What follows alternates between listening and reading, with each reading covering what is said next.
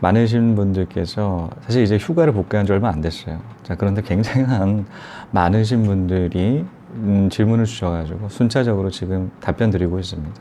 사실 이때까지 방송되지 않았던 그 주제라고 하게 되면 순차에 맞춰서 하나둘씩 답변 드리고 있거든요. 제가 사실 월급쟁이 있지 않겠습니까? 자, 월급쟁이인 만큼 많은 시간 동안 할애를 하지 못해서 하루에도 한 두세 개밖에 답변 못 드리는 부분들에 대해서 양해 말씀 먼저 드리도록 하겠습니다. 최선을 다해서 지금 드리고 있다라는 짬을 내가지고 많은 짬을 내고 있습니다. 자, 이번 시간에는 말씀드렸죠. 월세 이래도 사시겠습니까? 에서 우리나라에 거의 많으신 가정분들께서는 자신의 그 전세금이라든가 아니면 자가의 모든 자금들이 들어가 있습니다. 그러니 따로 그 재테크를 할 수 있는 돈이 그렇게 많지가 않아요. 자, 집에 다 들어가 있다라는 것이죠. 그런 의미에서 그 집을 전세를 살든 자가에 살고 있다라고 하게 되면 이를 월세화시켜서 투자 자금을 만드시라 라는 그런 질문들을 드렸었는데요. 자, 이분도 마찬가지로 그 관련된 질문을 주셨습니다. 사실 이 사연을 읽고 난 다음에 굉장히 제 옛날 모습이 떠올랐어요. 자, 이는 어떤 부분에 대해서 옛날 모습이 떠올랐냐면, 하나의 그 전세를 월세화를 시켰던 그 주된 그런 해가 있었습니다. 그건 2016년 때부터 전세를 월세화 시키는 주된 그런 흐름들을 만들고 있었던 그때가 있었죠. 자, 그때 하나 둘씩 계산을 했었어요. 전세화를 시킨다라고 하면 얼마의 자금이 들어가고 그리고 얼마의 그 현금 흐름이 만들어진다라는 것을 추이로 이렇게 분석을 하고 기록을 해뒀고 그 계획적인 부분을 바탕으로 이렇게 추진을 했었었는데 그 모습 이 사연에도 많은 부분들이 공감대가 형성되는 그런 계획적인 부분들을 느낀 적이 있습니다. 그 계획적인 부분을 세우셨더라고요. 이렇게 같이 한번 봐보면서 고민 상담 전달드리는 시간 가지도록 하겠습니다. 자, 투자캐스터님 상담 부탁드립니다 라는 제목이었죠. 자, 투자캐스터님 안녕하세요. 유튜브 채널을 통해 좋은 재테크 방법을 공유해 주셔서 정말 감사드립니다. 해외 주재원으로 직장 생활도 하시면서 부동산 재테크도 하시면서 유튜버로도 활동하시다니 정말 대단하다고 생각합니다. 제가 현재 상황에서 어떤 재테크를 해야 괜찮을지 조언을 구하고자 메일을 드리게 되었습니다. 저는 현재 맞벌이를 하고 있는 여성이고요. 현재의 재정 상황은 인천 소재 아파트 한 채 보유, 시세 2억 4천만 원과 은행 예금 2천만 원 가량이 있는 것이 전부입니다. 총 2억 6천만 원에 해당되는 자산을 가지고 있으셨죠. 자, 맞벌이를 하고 있으나 소득이 적어서 월 100만 원 정도 밖에는 종잣돈을 마련할 수 있는 경제 여력이 없는 상황입니다. 이 상황에서 한 가지 종잣돈을 불리기 위한 방안을 생각한 것이 현재 살고 있는 아파트를 월세로 주고 월세 시세 보증금 2천만 원, 월 70만 원 아주 저렴한 전셋집 4천에서 5천만 원 가량에 가는 것입니다. 이사를 갈 경우에는 월 70만 원의 월세 수입 플러스 관리비 약 15만 원 플러스 주유비 10만 원 정도로 월에 100만 원 정도 추가 저축을 할 수 있을 것 같습니다. 자, 본인의 자가 2억 4천에 해당되는 그 자가를 월세로 돌린다고 말씀하셨습니다. 자, 2천은 70만 원이었거든요. 그러니까 70만 원으로 받으면서 이제 일반적으로 그 현금 흐름을 봤을 때에 맞벌이를 하면도 100만 원밖에 종잣돈을 마련할 수 있는 부분, 한계적인 부분에 봉착을 하셔가지고 추가 대안을 생각을 하신 게 이제 전세. 자가를 월세화 시키는 부분이었습니다.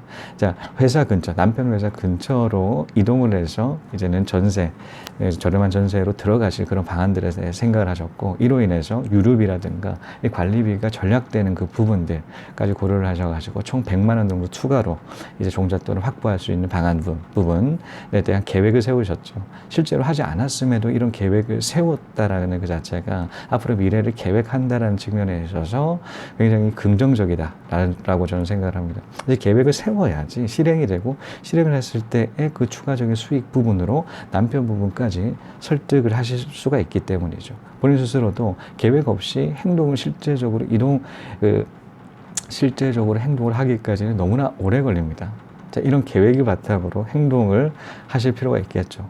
비록 이 계획대로 되지 않는다고 하더라도 얼추 비슷하게 떨어져요. 저도 마찬가지로 한창 전세를 10여 채의 전세를 월세화 시켰을 때에 대출이 그 당시까지만 해도 지금처럼 타이트하지는 않았습니다. 자, 그러다 보니까 대출을 하나둘씩 실행하는 그 과정 속에서 실제 들어가는 그 비용적인 부분들까지 고려를 해서 수익률을 계산해서 비슷하게 떨어지더라고요. 근데 사전에 이런 계획돼 있지 않은 그런 부분이었다라면 실제적인 행동을 하기까지가 너무나 쉽지 않았을 거다. 왜냐면 전세를 빼기 때문이었죠. 전세를 뺀다라는 그만큼 본인 스스로의 돈이 많이 들어갑니다. 그만큼 이 도전을 해야 되는 그 상황인데 도전을 하기 위해서는 이런 계획이 전제돼야 된다는 것이죠. 자, 그 다음 번째 사례인데요. 자, 그러나 남편의 반발이 만만치 않은 상황입니다. 굳이 현재 안정적인 생활을 뒤엎고 단지 종잣돈을 더 마련하기 위해 좁고 낡은 집에 살 필요가 있겠느냐며 화를 내고 또한 소득세, 이사비 등을 고려했을 때 별로 돈을 모을 수가 없다는 생각을 하고 있습니다. 가능하면 시드머니를 모아서 부동산 투자를 하고 싶은데 월급이 많지 않다 보니 한계가 있고 현재 살고 있는 집을 월세로 주어 추가 소득을 확보하자니 가족의 반발이 있는 상황입니다. 투자캐스터님, 혹시 이러한 저희 투자 방안에 대해서 어떻게 생각하시는지 조언을 구하고 싶습니다. 추가로 궁금한 사항이 현재 정부에서는 부동산 투자를 규제하기 위하여 1가구 다주택에 대한 페널티를 높여가고 있는데 투자캐스터님처럼 많은 집을 보유하더라도 세금 폭탄을 맞거나 하지 않는지요. 바쁘실 텐데 읽어주셔서 감사드리며 답변 기다리고 있겠습니다. 사실 이 사례 같은 경우는 휴가를 복귀를 하고 한 4일째 되던 해에 답변을 드렸으면 사실 굉장히 크리스마스 때 보내셨는데 좀 늦게 답변 드렸던 부분에 대해서 사전에 말씀 먼저 드렸었어요. 죄송하다라는 말씀 먼저 드렸습니다. 기다리고 있으셨을 텐데요. 그 정도로 이런 행동을 시행을 하기 위해서는 이 선구자의 그 경험적인 측면에 있어서 한번 듣고자 하시는 분들이 굉장히 있으시죠. 왜냐하면 지금처럼 이때까지 투자를 하셨던 분이 몇 모르겠지만 투자를 하지 않는 상황에서 하나둘씩 그 실행하는 그 과정들이 굉장히 만만치 않은 그런 저항들로 부딪히게 마련입니다.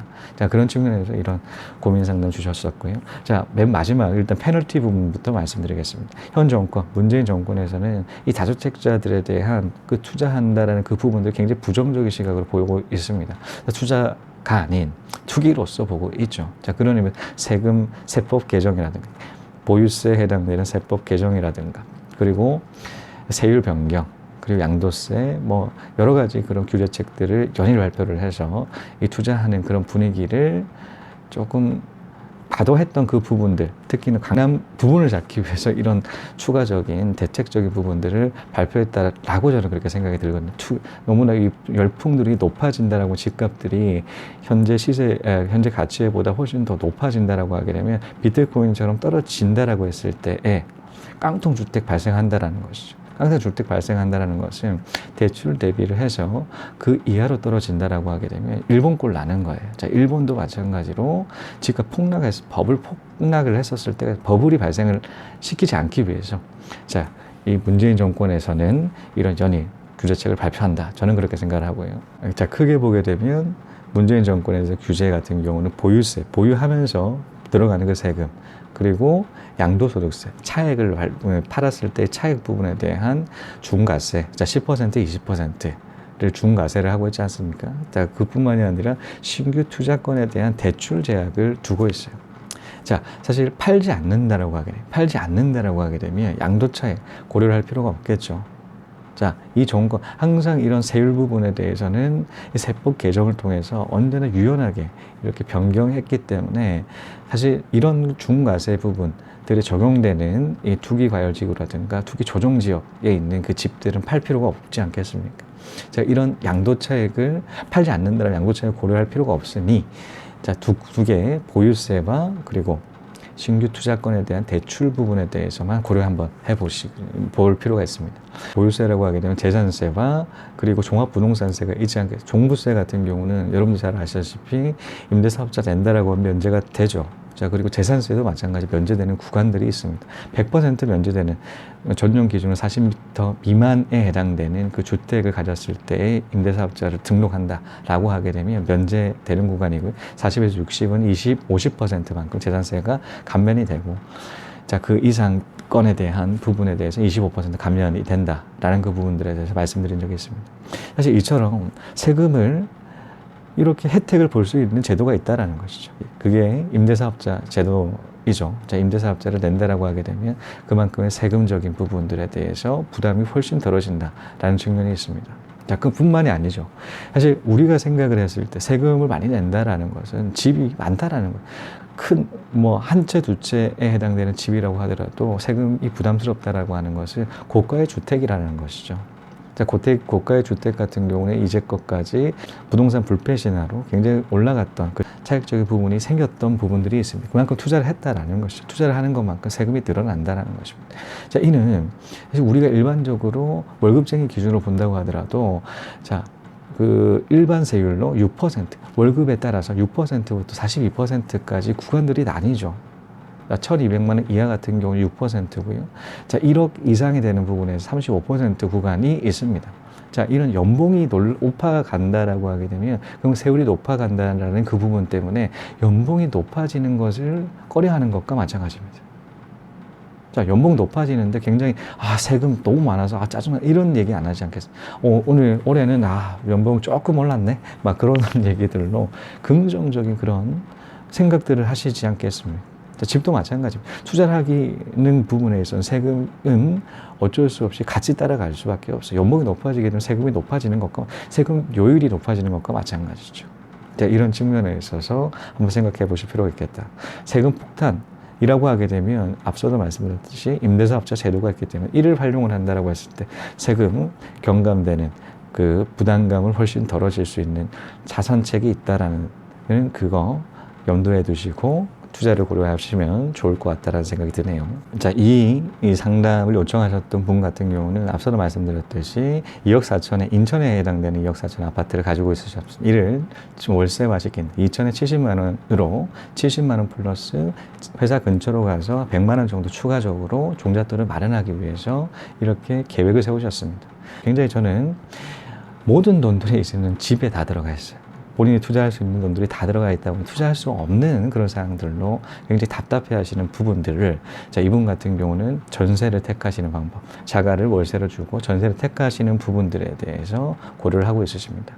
사실 저는 전세를 사는 부분에 있어서 전세를 월세화시키고 월세로 들어가고 그 나머지 차액, 전세에 해당되는 그 금액적인 부분을 투자를 해서 월세화시키라 라고 말씀드렸습니다. 그래서 월세화를 시키는 부분들에 대해서 이익이 실제로 월세로 사는 그 금액적인 부분보다 크다라는 그 계산적인 부분들에 대해서 어떻게 계산하는지 여러 번 말씀드렸습니다. 자, 그 정도로 수익이 10%, 대출 없다고 해도 10% 나오는 그런 투자 지역은 여전히 존재를 하고 있습니다. 자, 그런 것만큼 수익이 높은 곳에 투자를 해서 월세를 받는 부분으로 월세를 충당하시라. 그 이상이 된다. 라는 그 부분들 말씀드렸는데, 자, 이분 같은 경우는 전세를 들어간다고 하셨습니다. 자, 전세를 들어간다. 월세로 나가는 그 비용까지 줄이겠다라는 것이죠. 자, 전세를 들어가게 되면 나가는 비용은 없죠. 사실 그 전세 비용이 대출이지 않는다라고 하게 되면 나가는 비용이 없습니다. 그만큼 월세화 시키는 비용은 순수익으로 잡힌다라는 것이죠. 자, 이런 측면. 수익을 극대로 하는 그 방향 부분들에 대해서 염두를 하셨습니다. 하지만 이 부분, 사실 가정이 있으신 분들 같은 경우는 독단적으로 이렇게 투자 부분에 대해서 진행을 하실 수는 없죠. 특히나 경험이 없다라고 하게 되면 이 협의를 해야 되는데 서로의 그 경제적인, 지식적인 그 지향점들이 다르다라고 하게 됩니다. 굉장히 어려움이 있습니다. 자, 그런데 한 가지 질문하셔야죠. 지금 같은 삶이 자신이 원하는 그런 삶이고 더 이상 그 이상의 삶을 원하지 않는다라고 하게 되면 지금 같은 행동 계속 하셔도 됩니다. 하지만 지금 이 상황에서 조금 더 나은 그런 삶으로 나아가고자 그렇게 노력하신다라고 하게 되면 지금 행동 바꾸셔야죠. 똑같은 행동을 한다면 지금과 같은 그런 삶을 살 수가 있지만 다른 행동을 했을 때 다른 결과를 얻을 수가 있어요. 자, 그런 측면에 있어서 한번 자문해 보실 필요가 있겠다. 그런 저항이 부딪힌다고 하더라도 똑같은 그런 행동을 한다라고 했을 때 지금 같은 삶을 사는 부분에 대해서 만족한다라고 하게 되면 질문 안 하셨겠죠. 불만족스러웠기 때문에 이런 질문 하셨을 겁니다. 자, 그럼 앞으로 어떻게 해야 될까? 이런 남편분께서는 안정적으로 왜 그렇게 낡은 그런 전셋집 같은 거 4천에서 5천 정도 생각하셨지 않겠습니까? 낡고 좁은 집에 들어갈 필요가 있겠나? 지금도 충분히 안정적인 삶을 살고 있고 쾌적한 그런 거주 환경을 가지고 있음에도 왜 그렇게 낡은 집, 좁은 집 가야 되는지에 대해서 반문하셨습니다. 자, 이 부분 실제로 그 집을 보지 못했기 때문에 나오는 그런 얘기일 수도 있다는 생각이 들죠. 설득을 하셔야 되지 않겠어요? 남편분을 설득하셔야 돼요.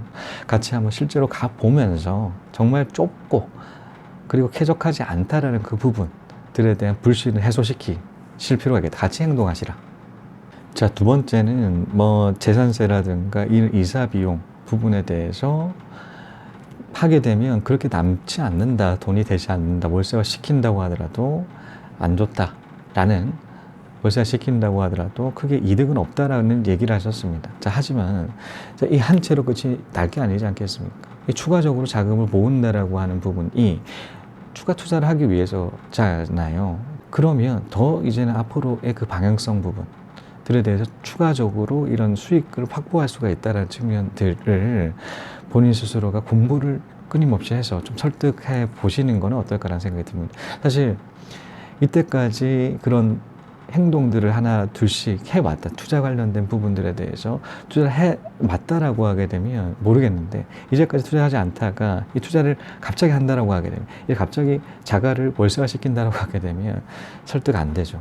오랜 장기간의 그런 설득 과정들이 필요하다라는 부분들이 있습니다. 자, 급진적인 혁명들은 대부분 실패를 했어요. 점진적인 그런 혁명들이 성공을 할 뿐입니다.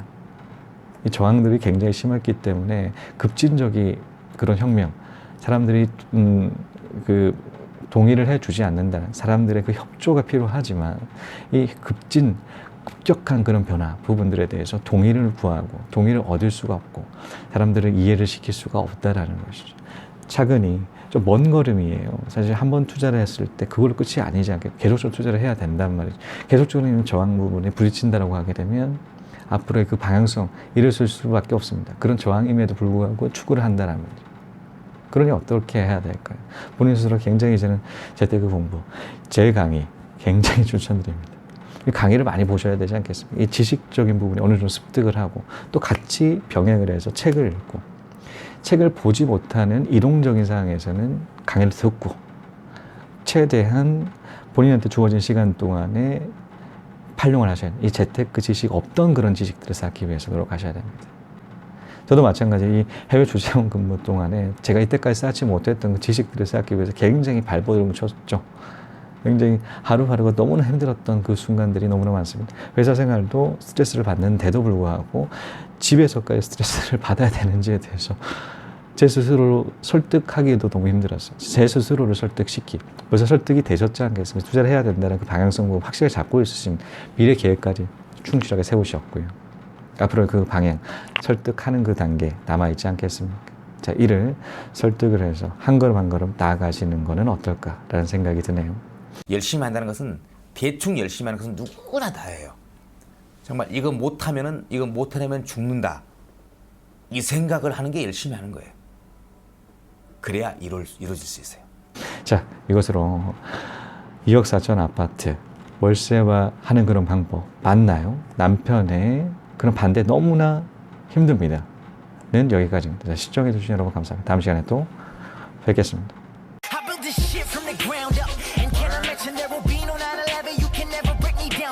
Work hard, play hard, surf hard, stay sharp. Always on the go, even though my name is Jay Park. I'm on your radar, from Sydney to Bangkok. See, out of the soul, spitting glue, knowledge gangstar. There's a going